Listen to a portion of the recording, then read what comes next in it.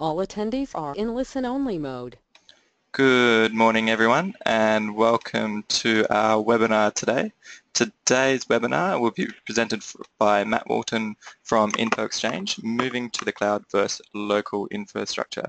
Apologies, we are starting a few minutes late as well, but we are ready to launch into it now. So that's all from me, so I'll now pass it on to Matt. Thank you, Matt. Thanks, Sean, and again, apologies for the delay. Some, technical difficulties always, no one's immune to those. So obviously, my name's Matt Walton, and today we'll be talking about moving to the cloud versus local infrastructure. So, look, it is something that all not-for-profits of all sizes are talking about at the moment and are trying to make that decision of what IT solution they come up with. So hopefully today will give you a sense of what works for your organisation. I think one of the keys that I want everyone to get out of today is that there is no one size fits all. So it is really about finding something that fits your organisation. So Infoxchange, as it says there, is a not-for-profit organisation, and we work with only not-for-profit organisations. And you can see there that we work with organisations of all sizes, whether it be several thousand staff to no staff at all and just volunteer-run organisations. And the solutions for those organisations is quite different. So some of these organisations are purely cloud-only. Some of them are almost all infrastructure and a tiny bit of cloud, and most of the others are somewhere in between. So that'll be a key today to work out what suits you. So what we're talking about today is we'll have a bit of a chat about understanding your technology requirements, look at some of the current trends in not-for-profit technology and what other people are doing, do a bit of an overview of cloud-based systems, also give an overview of what local infrastructure could look like, and then also considerations for the desktop devices and the mobile devices, which are becoming more popular nowadays. So also look at internet, which is a really strong consideration when you're looking at cloud-based products. So the first thing to really think about before you even make the decision or really get too far down the track of deciding whether you want cloud or local infrastructure is really what are your technology requirements for your organisation. So on the screen I've presented a few common ones, but you may have additional ones or only a couple of these. But so I won't run through them all, but the standard ones are just things like documents, management, email, calendar, contacts, all of those sort of things. But most of you will also have a finance system. Some of you may have donation management systems. You also need client management systems or CRM for some of you of member-based organisations or ones who work in the disability field or children's services where you've actually got to have client information. You'll also have your external communications, which are things like your websites, your social media, your e-newsletters, video conferencing, those sort of things. And then your internal communications. So a lot of people are looking at intranets and, again, video conferencing, instant messaging, time and attendance systems.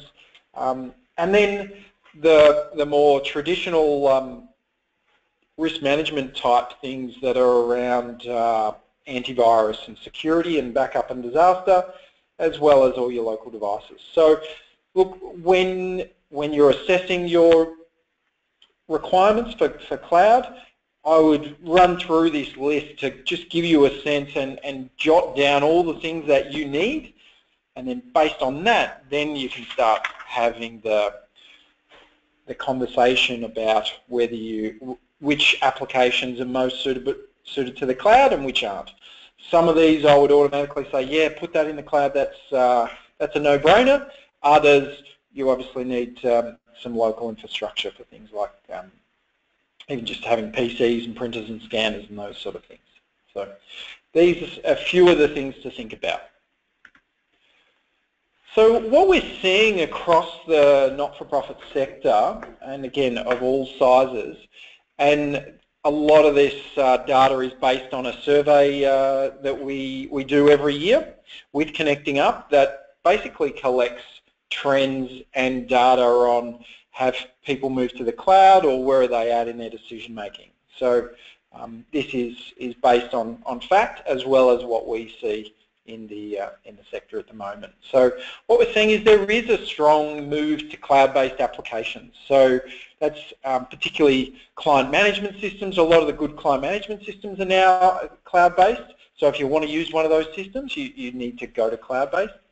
And a lot of the other platforms like Office 365 or Google Apps are now becoming, free essentially for many organisations. So again, it's making more sense to move those sort of things to the cloud, as well as things like Mob Online and Xero and those sort of platforms. So it's very common now that most organisations are looking to host a lot of their applications in the cloud. So that means that there is tending to be a decrease in local infrastructure. So as your infrastructure ages, what we're seeing is when people's servers get to 5 years old or 4 years old, they get to that decision of whether to make another 5-year investment in local infrastructure or whether to move to that the cloud-based system. So again, we're seeing a real decrease in local infrastructure, and particularly in smaller organisations that can easily move to some of those cloud-based out-of-the-box applications. One of the more common things that we're seeing is an increased use of mobile devices.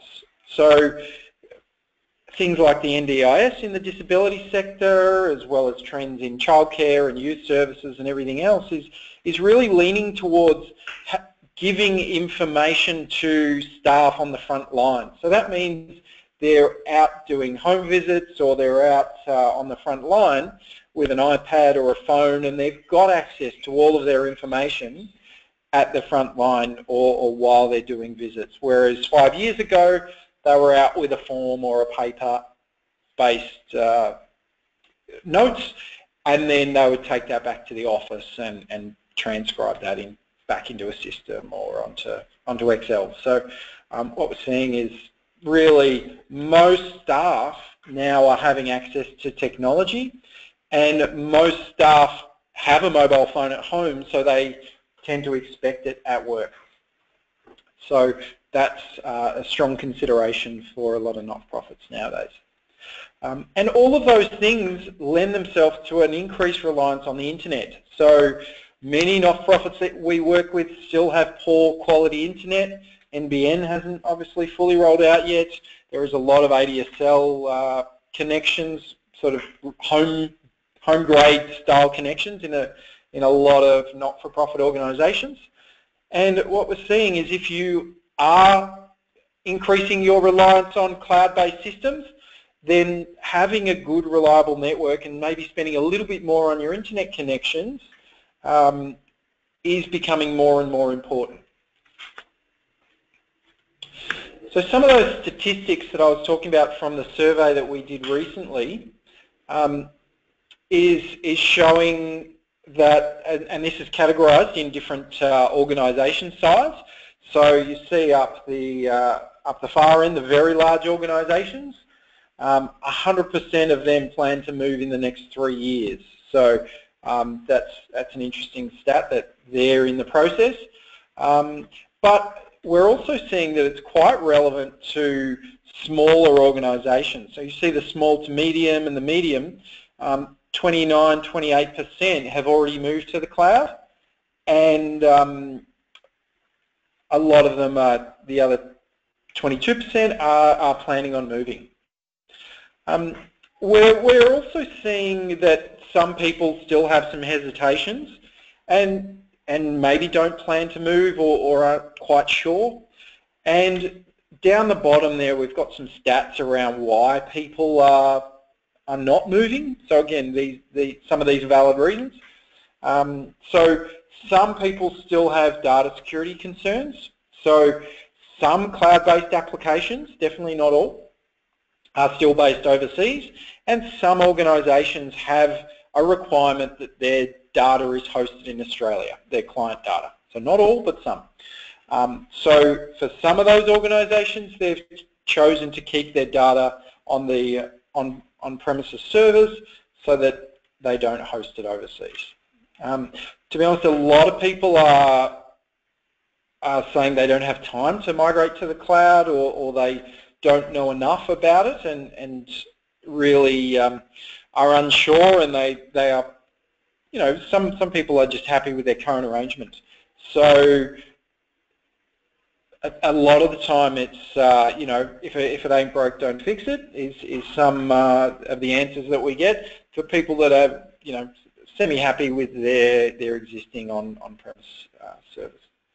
Sometimes there is a cost in moving, so whether that be the cost of a new system that you're buying, or that you need to engage an IT provider to help migrate your emails to the cloud, or something like that. And often those costs are a barrier, so it might be $5,000, $10,000 or more to move, and you know, not-for-profits nowadays are you know, struggling to find spare money to do those sort of things with.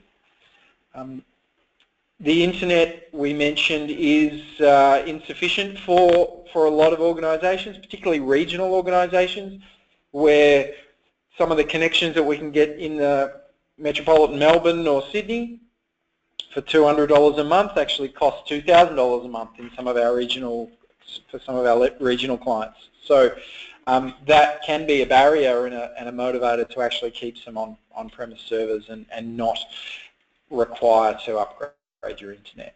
So look, they're just a few of the reasons that people are not moving, but I will say that we tend to see that education is one of the reasons that people aren't moving. There's a lot of misconceptions out there, and a lot of people not moving for reasons that aren't necessarily valid or based on bad information that they've been given by other people. So hopefully these webinars, which are independent and just providing you with information to make your own decisions, will help you sort of make a decision that suits your organisation.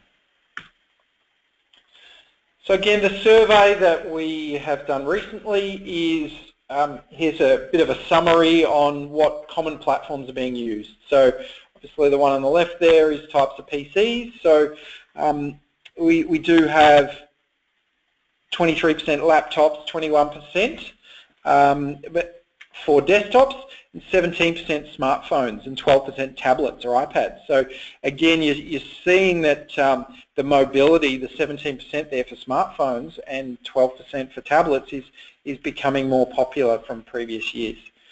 You see there you've still got 7% using desktop or laptop Windows XP or earlier, which again is a bit of a risk because that's very old software that's out of support. So there is still some people out there using old technology.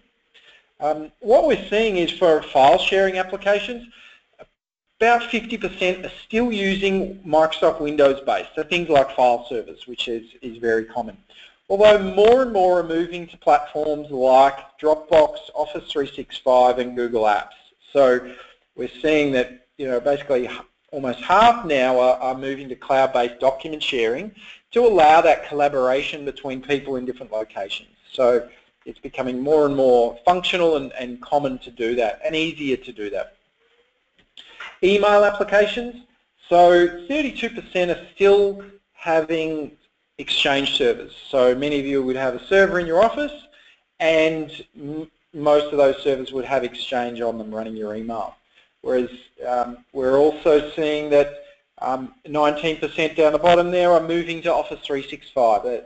That's now free for not-for-profits for email, so that's one of the common platforms. Gmail is in a similar boat, so 15% moving to cloud-based emails, so that you don't need to keep that Exchange server on your current environment.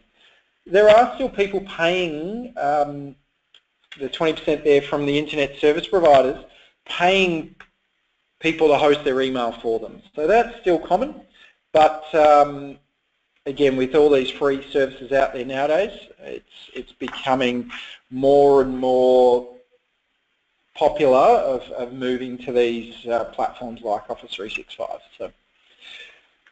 So just going back a step and talking generally about the cloud. So again, there are still some misconceptions about the cloud, that it is scary or unknown, or there's some variables there that worry a lot of people, and they think that you still need servers. But essentially, what it is, and it's been going on for 30 years, as long as computers have been around, there has been people hosting services on behalf of other people. So essentially all it is, it's an IT service that's delivered over the internet.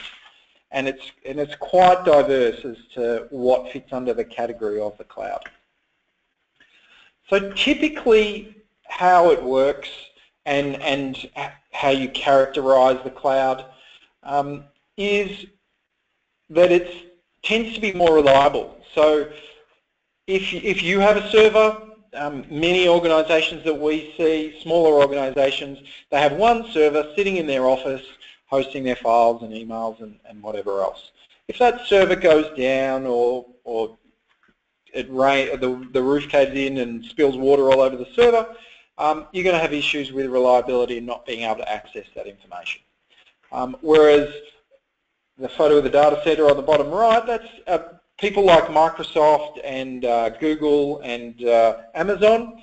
They have rows and rows and rows of servers in really state-of-the-art facilities that if one server goes down, they essentially just take it out and put a new one in, and all the services just fail over to another server that's ready and waiting for that to use. So most of these providers give you a service level agreement to say that their services will be up for a certain amount of time. So Microsoft Office 365 as an example, they guarantee 99.9% of the time that it will be available.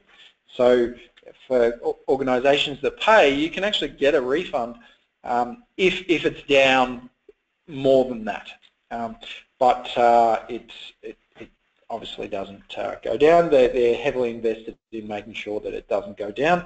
And these are the same platforms that are used by people like BHP, South Australian and Queensland governments, large not-for-profits, and all sorts of organisations. So the cloud is something that is becoming more and more common, and the providers are investing more and more money into making it reliable.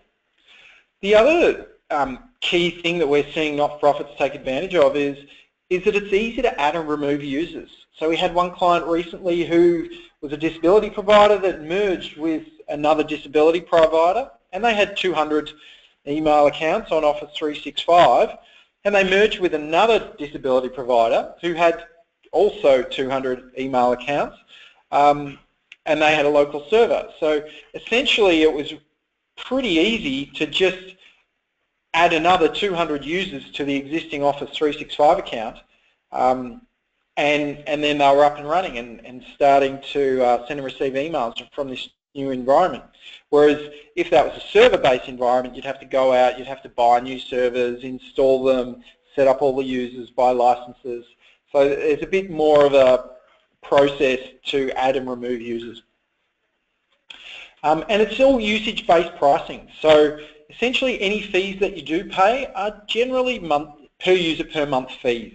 So it's unlike the traditional model of capital investment, where if you wanted to go buy an IT service or a server, you would go out, you would go to your board, you would say, can I have $10,000, $20,000 to upgrade our servers?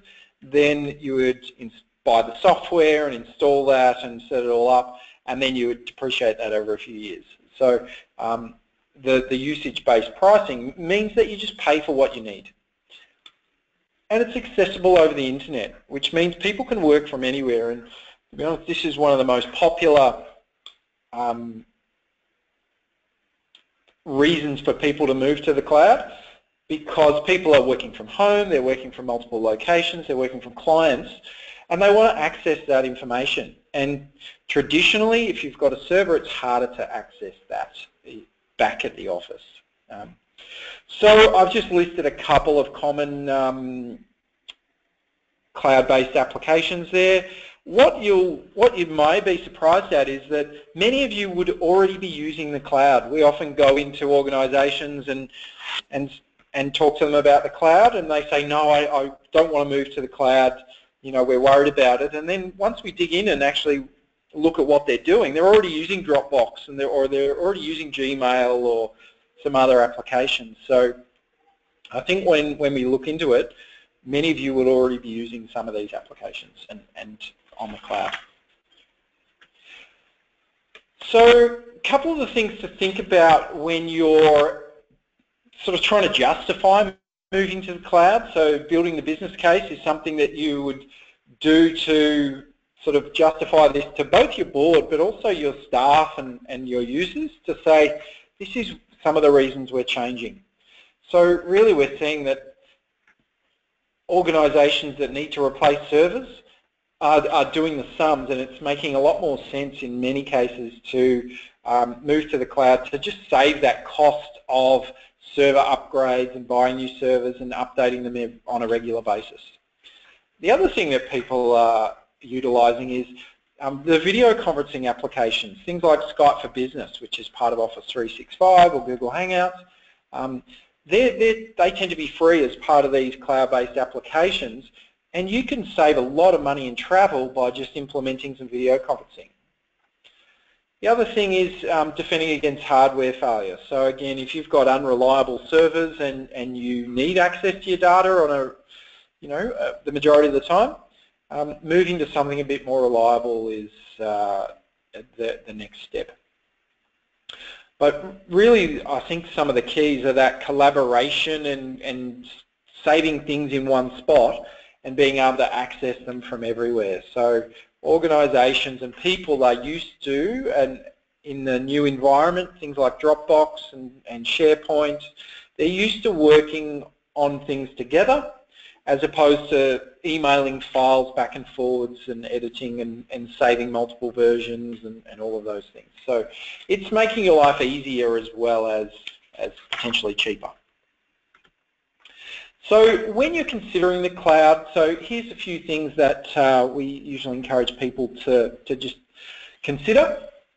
Is what are you actually going to store in the cloud, and do you have any requirements? Does it matter if you store it overseas or with an Australian cloud provider? So that could be a factor if you're deciding between Google, which is overseas, and Office 365, which is in Australia. So some people care, some people don't. And if you've got no requirements to store things purely in Australia, or if the data you're storing is not important and you've not necessarily storing client information, if you've got that on a local server, then it doesn't really matter if your emails are hosted overseas, if you're not emailing client data. The other thing we encourage people to do is move the systems where the benefit is high. So if you've just gone out and bought a server a year or two ago, look, it's probably not worth, just totally replacing that. But if your server's about to die, then that's a good time to do it.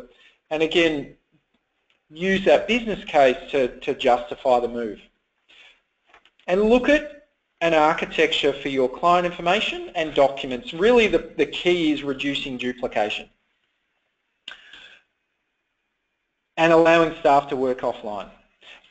We would always encourage you to just at least explore or talk to your IT provider about upgrading your internet and have a backup plan if the internet goes down. Could be the local library if you have to, but or 4G on your phones or a dongle, but as long as you've got a backup plan if the internet goes down. And what we're seeing is most organisations actually have a hybrid scenarios, at least for a transition period. So it's okay to have your email in the cloud but documents locally, or client information on a local server but MyOb online or Xero in the cloud. So what I might do, I might actually pause for a couple of minutes and give people the opportunity to ask some questions. I will next cover local infrastructure. So we've talked a bit about the benefits and aspects of the cloud. I'm going to go into local infrastructure as well as PCs and mobile devices next. So, but Sean, I might open up to questions if there was any questions on the message board there. Hi Matt, yeah certainly. So we do have a question from Bernie who asks, does the cloud offer a backup facility? So can he be sure that his documents online are safe from being deleted?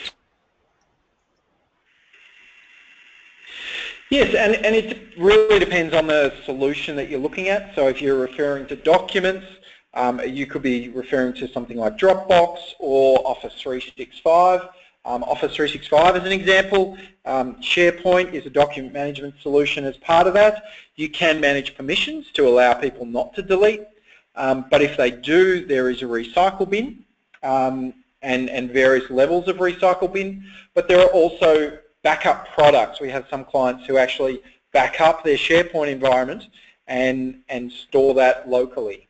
It's also sync tools that store things locally, like with Dropbox or OneDrive or SharePoint. You can actually sync it so you've got a local copy as well. So if that is a concern for you, then yes, you can definitely do that. But the other consideration for that is at the moment, you don't, people with file servers, you don't actually have an automatic function to stop people deleting things as much as the function that you can have in some of these cloud-based applications. So, but yes, the short answer is yes, you can back up your cloud files depending on the solution. Great, thanks Matt. Now we do have another couple of questions that have come through. So one from Danielle who asked, do you recommend it? Is it a good idea to have a backup strategy in place to keep working? Yes, there's always, we always encourage having a backup plan or part of your business continuity plan or disaster recovery plan. So each of those plans you need to have a backup for different scenarios. So the scenario could be, what do you do if your internet goes down? So yes, we have many clients who, I tether off my 4G phone if I'm at if my house internet goes down, for example. So that could be one. You can have internet delivered by different providers if you're happy to do that.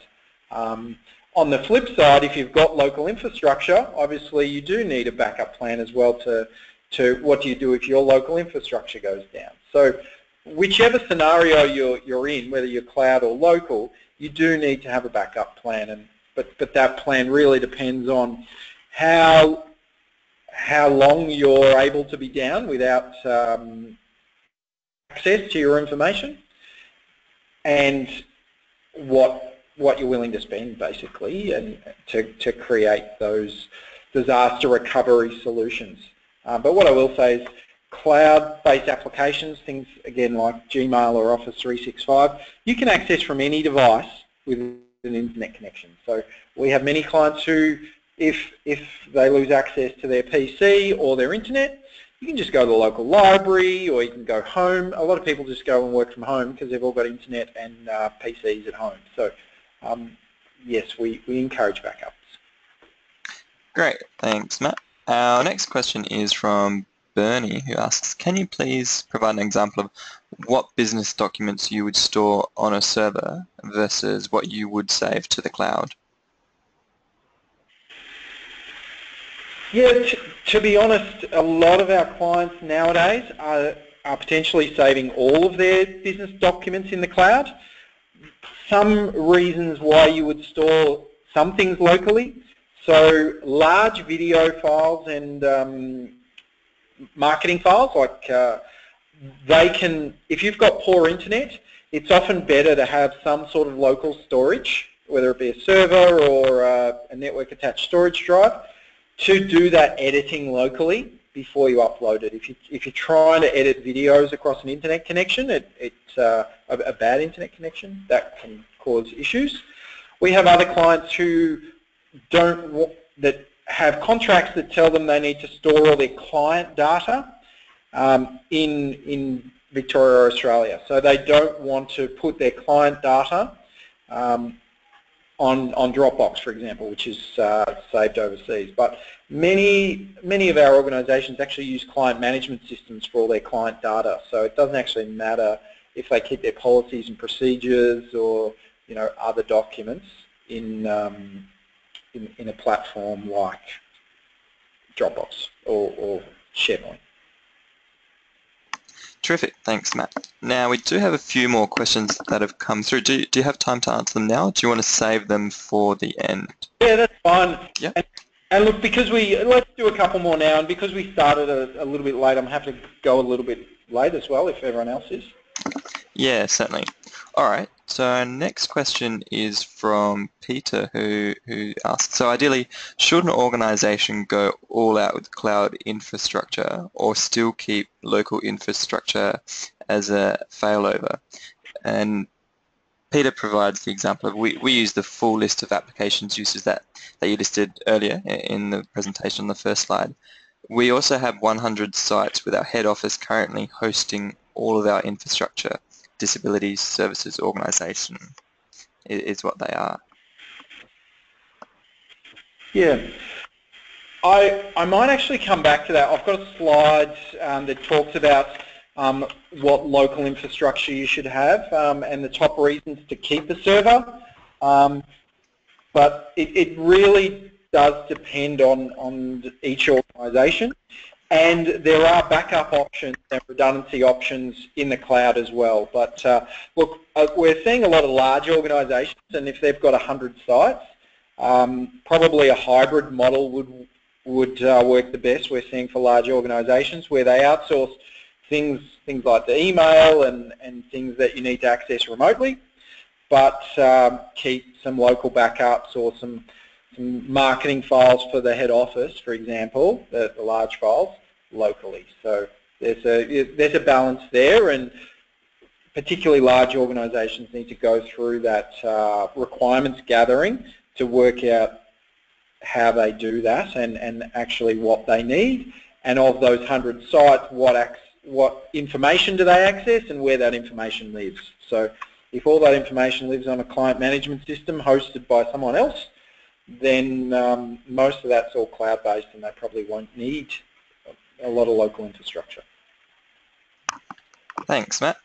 Our next question is from Louise, who asks, is it usual to have several cloud-based platforms running? So, for example, they're using MyOb Live and other client companies as well online. Yeah, what we're finding in the not-for-profit sector is there isn't that many ERP-style solutions which do everything for you. So most of our clients, and what we're seeing is most of them are picking the best platforms for each function. So you pick the best finance platform like a MyOb Online or Xero, and then you pick your best client management system, and then you might pick your best HR system and your best email and document management system. So you don't necessarily have to do a one-size-fits-all solution that often aren't as good in some of those areas. So yeah, there are a couple out there, but we're seeing that most people have a suite of applications, and some of those applications could be cloud-based, some of them could be local. Great, thanks Matt. And looks as though we've got a couple more questions, and then I think we're right to move on with the rest of the presentation. So next question is from Mark, who's just asking in general, how do clients of yours or people find using OneDrive within Office 365 as their file storage solution? Yeah, Office 365 has 2 document management file storage solutions. And we have many clients using it very successfully. It's more about how you use it and what you store on each one. So how we normally see OneDrive, it's more for an individual So personally, I do use OneDrive, and I store my working documents on OneDrive, just my day-to-day drafts and those sort of things. But I also have a SharePoint environment where I store documents that I share across my whole team, and those documents live on our team intranet, our SharePoint site, so that if I ever leave, or regardless of what I do with my documents, all of those documents still live on our SharePoint site. So usually that's how we recommend structuring it, is to say anything that really is a shared document, that whether it's central policies and procedures, those sort of things, should be stored on something like SharePoint, which is for the whole organization, whereas OneDrive is more linked to an individual. Great, thank you, Matt. And our final question for now is another one from Daniel, who's asking, so is cloud designed for companies or organizations that don't know how to manage the IT environment internally? Look, it's definitely one benefit of the cloud, is that for, again, email as an example, you don't need to manage your Exchange server, and you don't need to have that expertise that can do those updates or work on those on an ongoing basis. Although what we're also seeing is really large organisations with IT teams, including Infoxchange, also use those cloud-based systems, because there's no point paying someone to manage our Exchange when we can get it free from Office 365. So it's not only for people who don't have IT expertise, but it's definitely one benefit for people without IT staff. Organisations can really let Microsoft look after all that sort of back-end stuff, and let you focus on your goals of your organisation. Perfect, thank you, Matt. And I think that's it for now, so it looks as though we're good to continue with the rest of the presentation. Thank you, and look, we'll cover off some more of this stuff obviously in the next section, and I will leave, I'm happy to hang around for as long as we need to answer questions at the end. Likewise, my email's on the first and last slides, so happy to answer any questions offline as well. All right, so the question that I often get asked is, okay, so do I need a local server or don't I? And as I touched on before, look, it really does depend. And when we're talking about local infrastructure, there are various types of local infrastructure that you may or may not need. So you may be able to get rid of your server, but there are some other things that you might still need locally. So you might not totally be able to get rid of that little rack in your storeroom, but you may be able to get rid of the majority of it. So I'll just go through a list of some of the things, and this is a bit of a just helping you with terminology, so particularly those non-technical people. You might have your providers talking to you about all these different things that you may or may not need. So this just helps with that. So really, everyone will need some sort of modem, as well as a switch that connects your internet from your provider to your local office. And most of you would have seen modems, and some of you will also have the wireless routers as well, which allow you to log on to your internet wirelessly. Your switch is that long thing with all the cables coming out of it. So regardless of whether you have a server or not, most people still need some sort of switch for all the cables to connect into. Some of the larger organisations particularly also have a firewall, so you can have a separate device for a firewall, or some servers and other products, some modems, have firewalls inbuilt into them that means you don't need a separate device. So many of the smaller organisations don't actually need a separate hardware firewall, but considering your security is important, we're getting a lot, some more crypto locker and some more viruses going around at the moment, so security is something you do need to consider. A router is a different type of device that controls and directs network traffic. Some people have more requirements for these. than others. So if you've got your phone lines and your web browsing traffic on the same internet connection, for example, you probably need a router to make sure that your people downloading videos don't affect your phone calls. So most of you would need some sort of router, and all of these, there are scales. So you can buy, you know, $50 routers, you can buy $5,000 routers. So the same with all of these. They're each scalable and different products for different organisations and requirements. Server's the big one. Most of you would have like a small business server or an old Windows 2008 or 2012 server that hosts your emails and your files. It also manages your local PC network so you can run updates and those sort of things. And this is the main one that people are trying to get rid of, so you don't have to manage that server. And they only have a maybe 4 to 5 year life traditionally, so that is something that you do need to look at on a regular basis. And NAS, network attached storage, is something that some people are moving to almost instead of a server. It's like a big drive where you can store documents. So for those of you who don't have a server but might have a lot of photos that you need to store, or backups of your server, a NAS can be helpful. A UPS is something that most of you would, with a server, would need to make sure that if your power goes out, you still need that backup to allow you to shut your server down safely. Tape drive, look, most people are moving away from tape drives nowadays for their backups and moving to cloud-based backups, but some of you may still have that. Patch panel is really just where all the cables connect into, and the PABX is your phone system. Now again, a lot of people are moving to VoIP phone systems, or I know Skype for Business is looking at introducing a cloud-based phone system in the near future. So again, some organisations can get rid of maybe half of these, but other larger organisations might need all of them.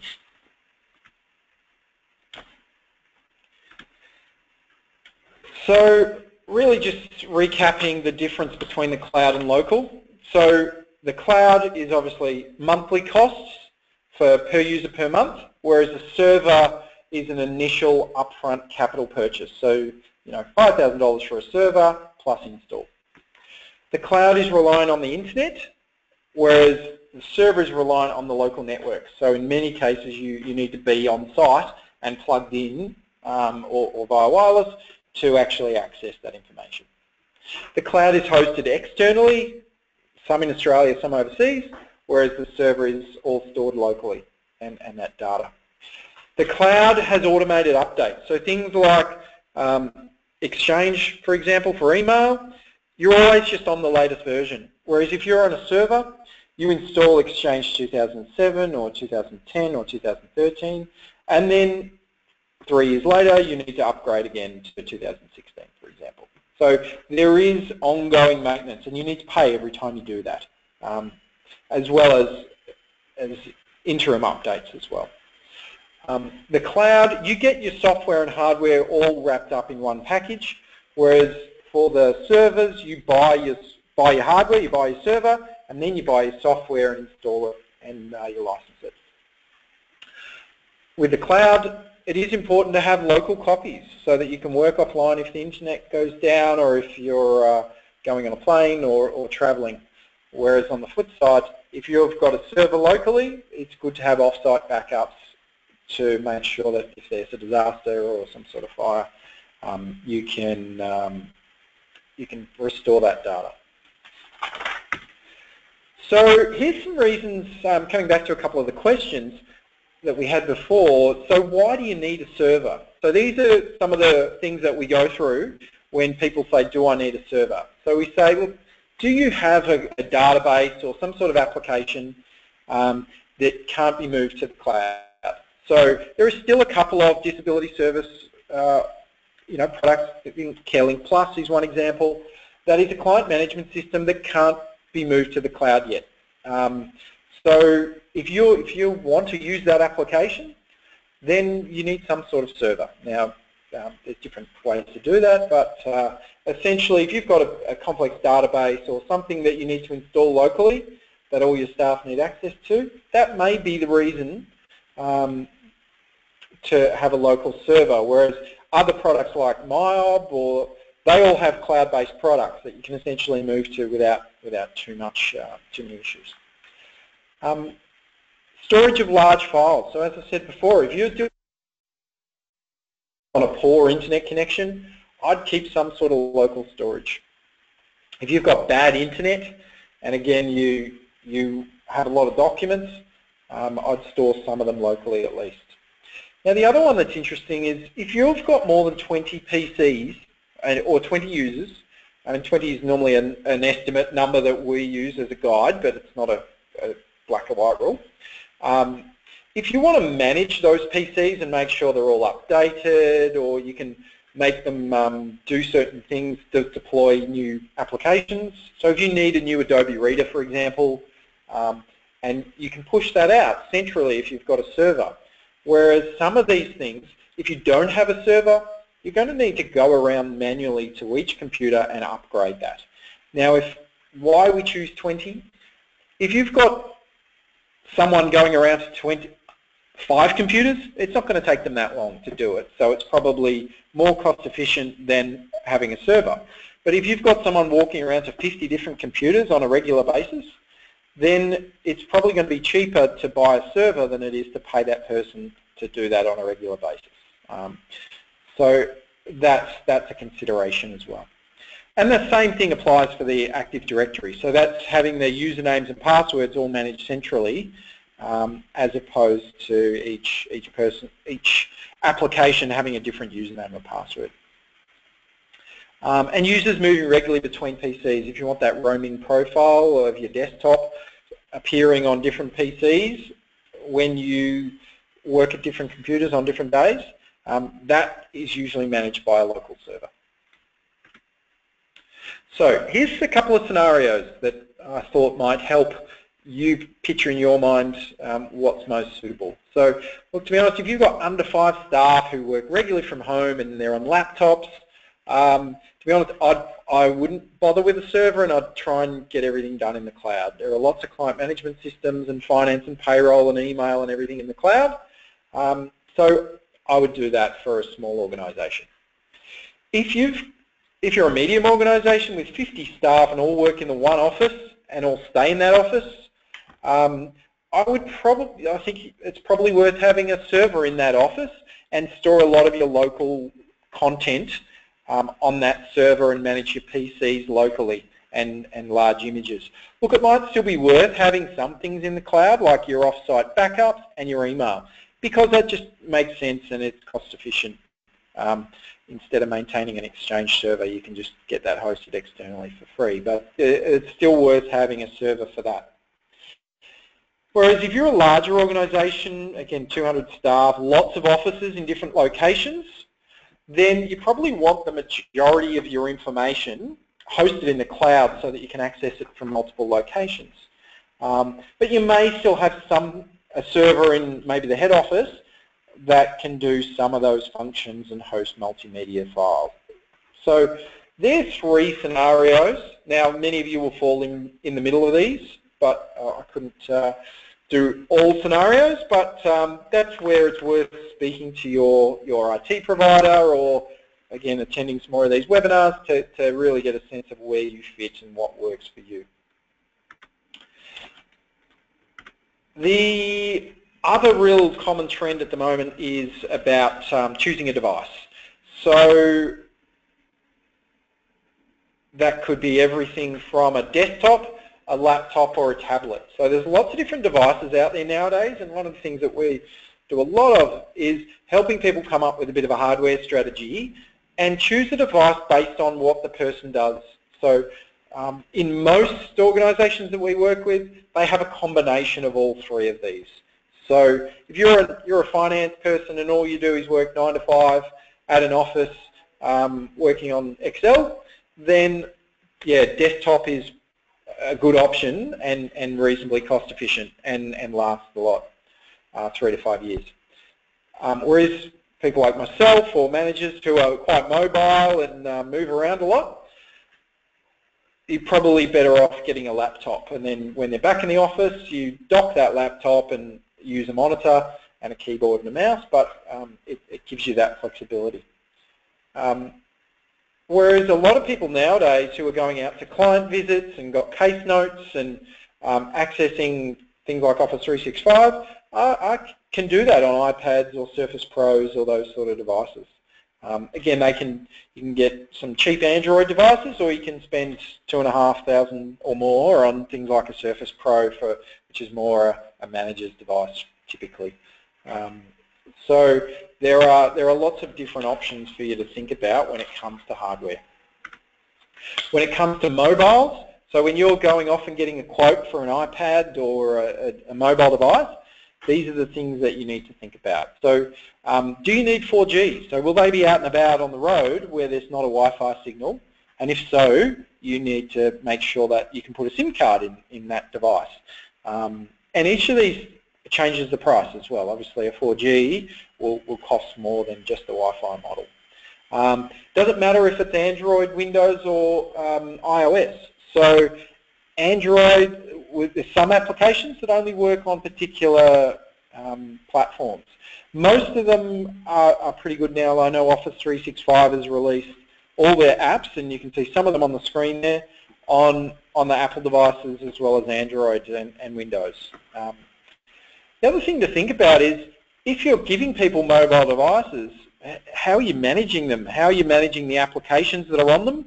Are you buying all the apps centrally and deploying them? If someone loses it, can you do a remote wipe or lock? So there are a few different platforms that you can do for that. Some of them are inbuilt. So again, Office 365 has some of that. And are you giving training and support? So while a lot of people use iPads at home, so they're familiar with that, it is still important to train your staff in these. And are your applications mobile friendly? So there are still plenty out there that actually don't work that well on an iPad. So we wouldn't encourage using iPads to be honest, I don't like editing Word documents and Excel and those sort of things on something like an iPad, but you can do it. So that's up to you. The things that can really add to the cost are the adapters, keyboards, cases. So when we quote for a Surface Pro, for example, there's usually about $1,000 of accessories if you buy a case and adapters and all those sort of things. So that's something to think about. Is it a personal or company device? So are you allowing people to bring your own device and use their personal, which means they can install either whatever they want, or is it a company device that you manage and you don't let them install Facebook and other things on? So it's around those policies for staff usage. All right, moving on to internet. So again, a question I always get is, do I need to upgrade my internet? And like many of my other answers, unfortunately, it does depend on what you're using and how many people are in the office. So some examples of different internet connectivity types. So really, most organisations now should be at a minimum of ADSL2. So any of that dial-up or ADSL, it probably isn't going to cut it if you're on mobile devices. 4G, so again, I have 4G on my phone, and you can do some things using that connection. But if you're going to be an office worker, you need at least ADSL2, which most organisations have. But the issue with ADSL2 is, as you say there, you only get 0.9 meg upload. Whereas if you're doing video conferencing and you're syncing documents, then you probably need a more synchronous connection, which means you can have the same upload speed as your download speed. So a lot of our clients now, particularly ones with over 20 staff in one office, are getting like an Ethernet type connection where they're getting 20 meg up and down. Now again, you can pay anywhere between $200 a month to $2,000 a month for those. Many organisations are going on to fibre, which again is more like the 100 meg, but particularly larger organisations with 100 staff, so in one office. Now NBN, look, NBN won't solve everyone's problems, but there are, just be careful, there are various types and speeds of NBN. So you might buy a service that's hosted on the NBN that is still a, ADSL style service that because it's up to each provider to basically sell you a product. So they may only sell you a slow product that limits your downloads and limits your speeds. So if you're buying an NBN connection, just really get some more information about what speeds you can expect. So here's some scenarios of the internet connections. Now I think I said before, look, if you're working from home or you've got only a few people just using basic things like email and document, then ADSL2 should be fine. But if you're getting up to 10, 30 people, and you're using cloud-based systems and you're wanting to video conference and use a client management system in the cloud, then yeah, I would encourage you to look at something like a 10 meg Ethernet connection or at least get some quotes. But again, if you've got over 50 staff, I'd start to look at fibre and start getting quotes for that. So again, there's no one size fits all, but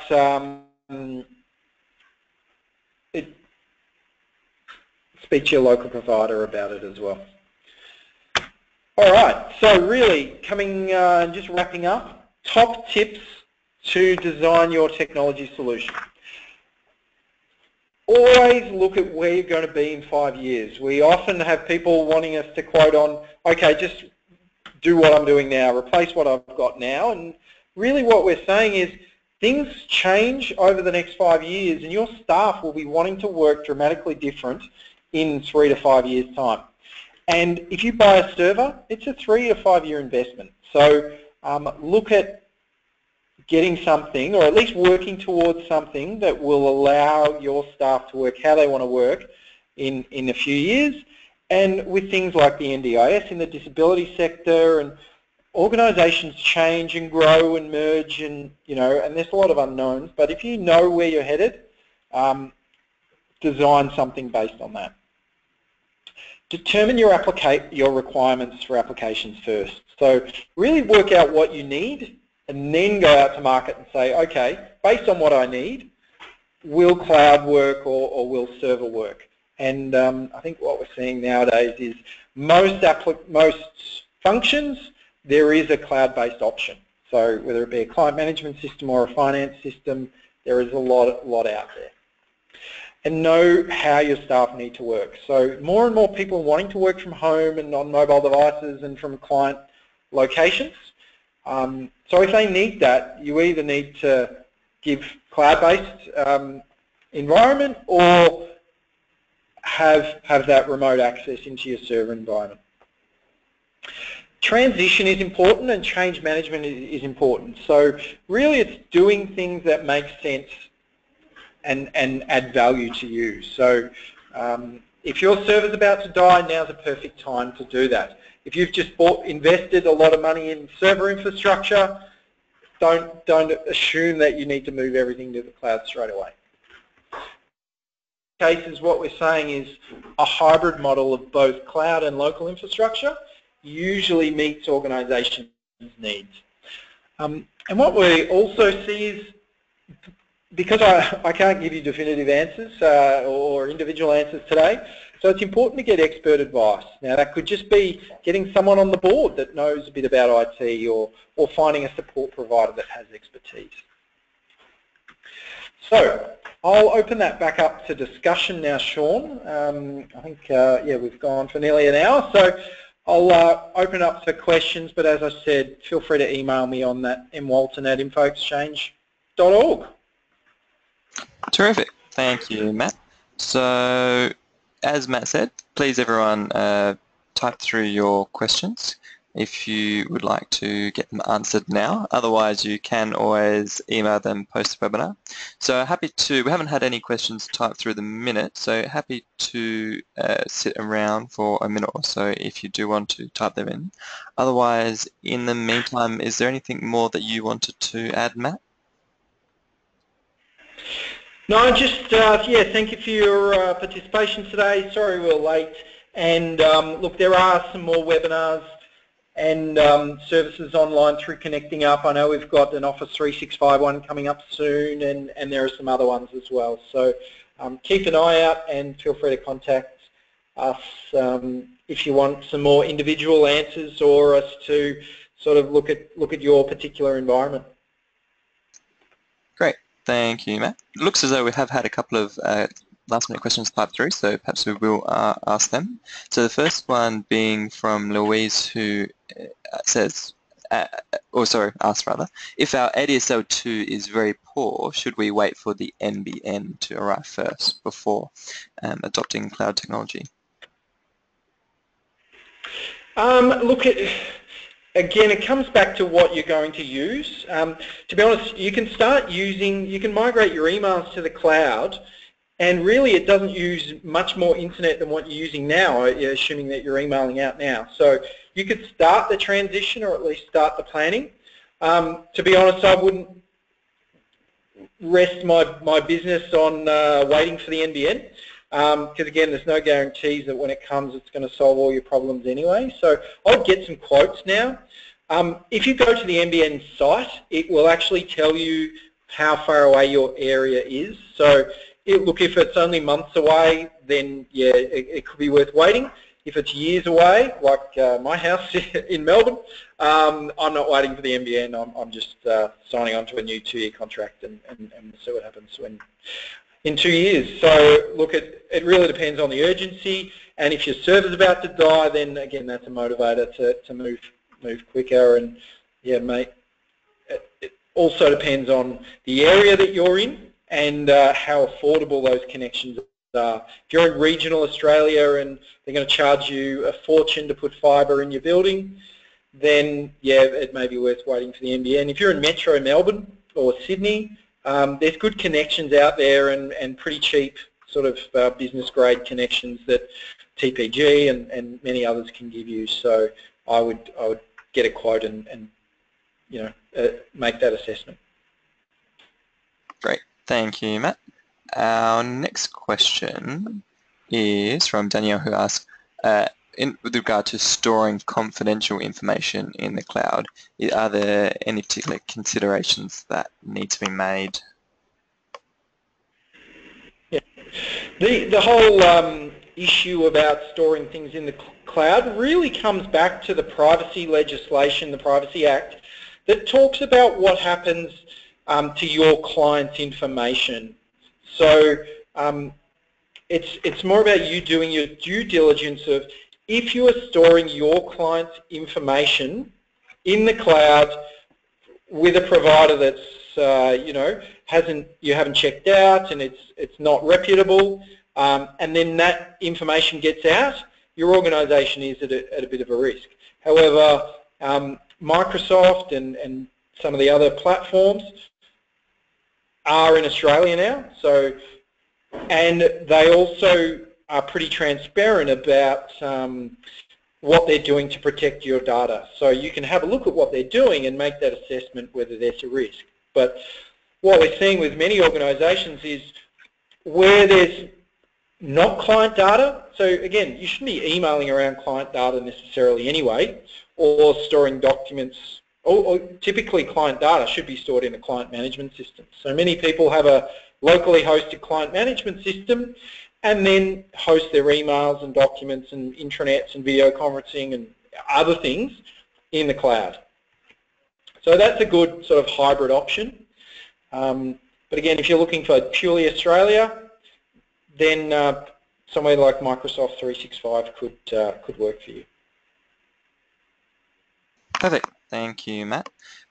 Looks to be all of our questions for this evening. So if there aren't any more, perhaps we'll wrap it up for today. And as said before, feel free to, if you do have any other questions that come to mind, send them through post the webinar. So you can send them to Matt with his email address provided, or you can send them through to events@connectingup.org and we'll pass them on. So thanks again everyone for joining, and apologies that we did start a few minutes late. For anyone who did join later in the webinar afterwards as well, remember that a copy of the recording of the webinar will be made available, so you can jump on and review it at any time. We'll put it on our Learning Centre as we always do with our free webinars. And we'll also send that link to access the webinar to everyone who registered also, so keep a lookout in your inbox. So thanks again also to Matt for presenting another great webinar, and we look forward to the next one. That's all from me, so enjoy the rest of your day. Thanks, Sean.